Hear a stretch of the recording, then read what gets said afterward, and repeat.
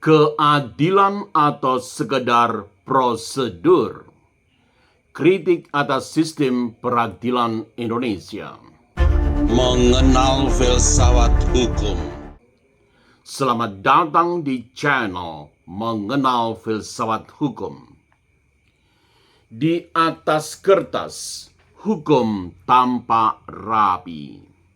Ada pasal, ada prosedur, ada putusan. Namun pertanyaannya sederhana. Dan justru karena sederhana itu bisa cukup mengganggu. Yakni pertanyaan itu, apakah semua itu benar-benar menghadirkan keadilan? Atau kita hanya sedang menyaksikan prosedur yang berjalan tanpa jiwa. Berikut ini akan dibahas beberapa bagian. Bagian 1, ketika prosedur menggantikan keadilan. Sistem peradilan modern sangat menjunjung tinggi prosedur. Semua harus sesuai aturan. Semua harus melalui tahapan. Namun, di titik tertentu, prosedur bisa berubah menjadi tujuan itu sendiri. Kasus seperti yang dialami nenek Minah menunjukkan ironi itu. Prosedur dijalankan dengan benar. Tidak ada yang dilanggar. Namun hasilnya dipertanyakan oleh rasa keadilan publik. Di sini kita mulai melihat masalah mendasar ketika hukum terlalu fokus pada bagaimana ia bisa kehilangan mengapa. Bagian 2, ketimpangan di depan hukum. Secara formal, semua orang sama di depan hukum. Namun, dalam praktek, akses terhadap keadilan tidak pernah benar-benar setara. Mereka yang memiliki sumber daya,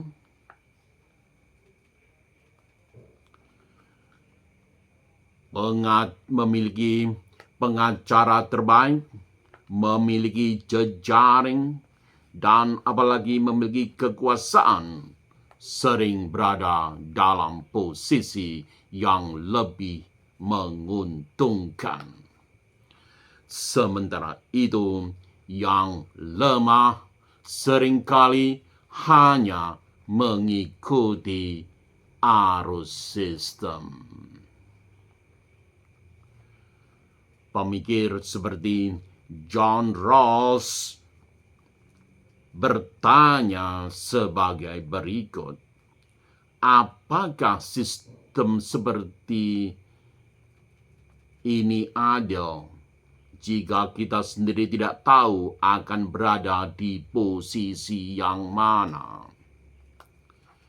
Jika keadilan hanya bisa diakses oleh mereka yang mampu, maka ia bukan lagi keadilan, melainkan privilege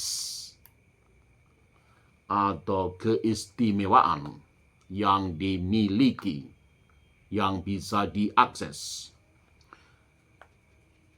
Bagian 3, hukum dan kekuasaan. Kritik yang lebih tajam datang dari pemikir seperti Michel Foucault. Bagi Foucault, hukum tidak pernah netral. Hukum selalu terkait dengan kekuasaan. Pertanyaannya bukan hanya apa hukumnya, tetapi juga siapa yang terlibat di dalam menyusun ketentuan hukum tersebut, siapa yang menegakkannya, dan untuk kepentingan siapa hukum itu disusun.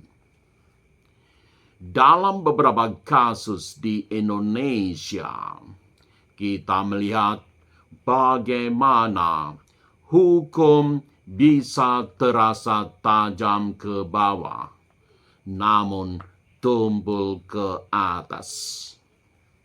Apakah ini sekedar kebetulan atau memang cerminan struktur kekuasaan itu sendiri? Bagian 4, ketika hukum kehilangan legitimasi moral. Pemikir seperti Lon L. Fuller menekankan bahwa hukum harus memiliki moralitas internal. Artinya, hukum tidak cukup hanya sah secara formal, tetapi hukum juga harus dapat diterima secara moral. Ketika masyarakat mulai kehilangan kepercayaan terhadap putusan pengadilan misalnya, itu bukan sekedar krisis hukum.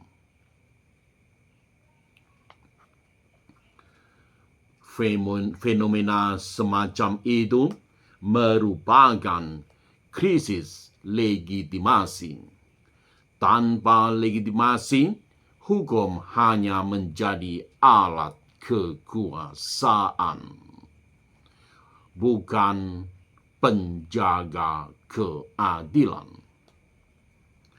Bagian 5, apakah peradilan masih bisa diperbaiki? Kritik bukan berarti penolakan. Kritik merupakan suatu upaya untuk melihat lebih jernih. Sistem peradilan bukan sesuatu yang statis. Sistem peradilan bisa berubah. Ia bisa diperbaiki. Namun, perubahan itu membutuhkan lebih dari sekedar revisi aturan.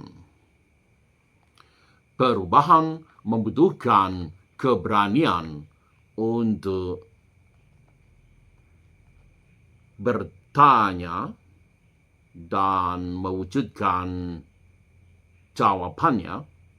Apakah kita benar-benar mencari keadilan atau hanya mempertahankan sistem? Penutup reflektif Masalah terbesar bukanlah bahwa hukum gagal, melainkan